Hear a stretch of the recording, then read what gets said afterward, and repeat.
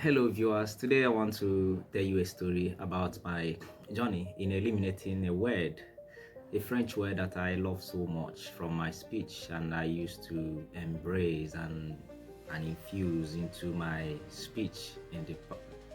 I used to embrace and infuse into my speech, but at some point I told myself that it was enough, and it was time for me to get rid of it. And when I was brainstorming for the next video to make, it occurred to me that hey, it's been a long time since I last used this word, and how did it come to be? Why not have that conversation? Why not tell that story on your next video? And that is exactly what I'm doing. So no is a French word, N-O-N. That is how it is spelled, and it means right. No, it means no, but then it means right in certain sentences, in certain way. So I use it a lot then, together with other French expressions such as petite. I use petite a lot in English, but I don't use that. I don't use it as much as I use oh la la. I love oh la la. And then I just remembered my French teacher then would tell me, can you say, not like say oh la la, but she loves it a lot when I say oh la la, because she says she loves the way I say oh la la. So I would say oh la la a lot, and I love oh la la. And when I speak in English up till now, I still use oh la la, and I'm not getting rid of it. I just love the flavor, the flair, the how their word is well designed, and how it suits a lot of how versatile it is, and how you can infuse it in a lot of sentences. So I use oh la la, I use petite, like I said. There is other one that I also use that I can't remember at the moment, but then there is no. Fair enough, oh la la is a voila. That's the word I was looking for. Voila. I use voila a lot, and I'm not getting rid of voila. No, I'm neither getting rid of voila nor oh la la from my speech anytime soon, or even anytime later, because they are quite good, and to the best of my understanding, they have been integrated into English language. That means they have French words that have been borrowed into English language, so you can use them. It's like entrepreneur in English. So yeah, I use oh la la and voila, but more I typically would use a lot then, but I told myself that nah, I had to slow down. It's not if you are going to speak English, then speak English. And it is good also to borrow words from other languages, but it becomes less attractive, and it becomes redundant. And when you borrow a lot of words, at least when you borrow words unnecessarily, especially when you're not doing it consciously, because with no, it got to a point where I wasn't truly using it. I wasn't choosing the word, I wasn't controlling the word was basically controlling me, insofar as I could tell. I wasn't going to allow that to happen, and this was magnified when I was a student. And one little presentation we did in class, and I did in class then, and then after the presentation, I had about 3 persons came up to me and to tell me, hey, what exactly does no mean? And then they would, my friend my friend will tell me no, hey, no, I use it a lot during the presentation. So I wasn't even aware I was using it. I wasn't even aware I used it a lot in that presentation, and it wasn't bad at all. I know it wasn't bad, I know how far I used it was tolerable, but I just took it upon myself to eliminate this word because I felt it wasn't really necessary. And most times people don't get it. There are words, when you say oh la la, it could click on some English speakers. I've heard this before, just I don't know this term, but there are words that are just call it French words and nobody knows these words. That's what I felt, and I embarked on a journey to eliminate it. I embarked on a journey on to eliminate it. Therefore, devised I didn't devise any new strategies per se. I merely became self-aware of the word and how and when I typically use it.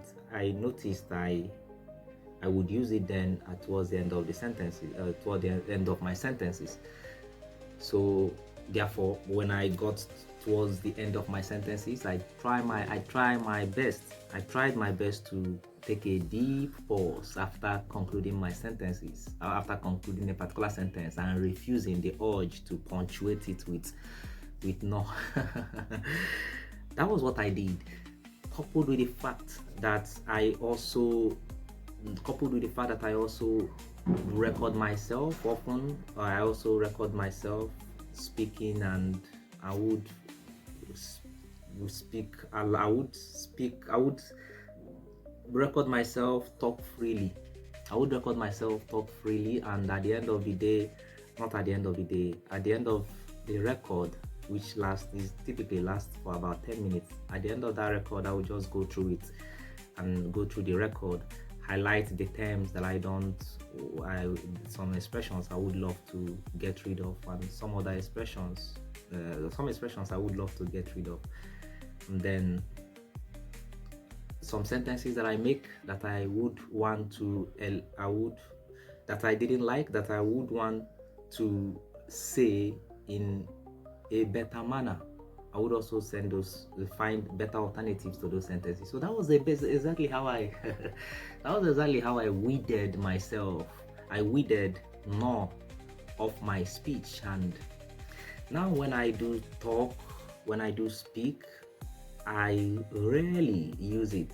As a matter of fact, I don't use it, but never say never. It could pop out any time. It could pop out, not any time, but it could pop out sometime. But I rarely use it these days, and I'm happy.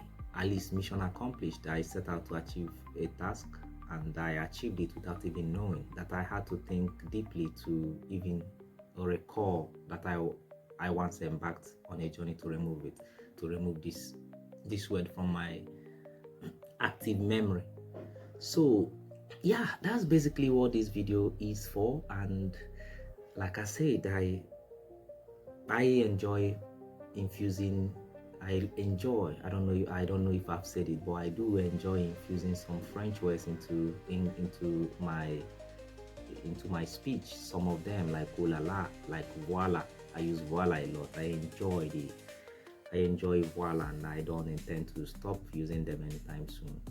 Yeah, but there are other ones that are not quite necessary. So that was basically how I got rid of it. And then, just to in a similar vein, I would want to tell you how I incorporated some other terms into my active vocabulary. They are not consolidated. I noticed they jump. There are terms that I love, that I have been able to force into my active vocabulary. And then they leave because I don't practice them again. And then when I practice them, they jump back in. Not like I don't practice them daily. Not that they leave when I don't practice them daily, but they leave when I don't practice them for a long time. It is war. It is tug of war. It's like going to the gym. If you leave these expressions will leave you. They don't give a damn about you, basically. Just like the going to the gym doesn't care about you. So yeah, so terms like typically, if you notice my last video, I noticed it even, and I'm happy.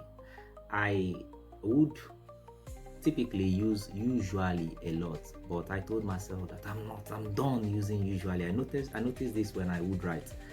I need to learn better an alternative. I need to learn a replacement of usually, and that was how I got typically. And now I use typically a lot. Once in a while I throw in usually, and I am happy. So that's one win. Then another one that I also learned and I've really absorbed is in so far. I use in so far a lot, and it replaces as far as and as long as to a degree, and I love that. And yeah, I go through these phrases, these expressions, these words, as the case may be, every day. Not all the time, not all the time, but I try my best. It is not easy. The path to fluency is not easy, and even though I know fluency, attaining fluency is an ever receding goal, I will still embark on that journey and keep stretching forth to get to it.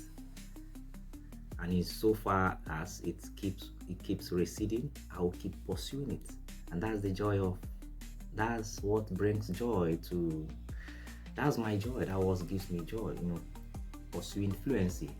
I know, I know it is always receding, but I will keep pursuing it. And yeah, now I'm talking fast because my memory is full and I have to I feel I have to end the video here. So thank you for watching and have a nice day.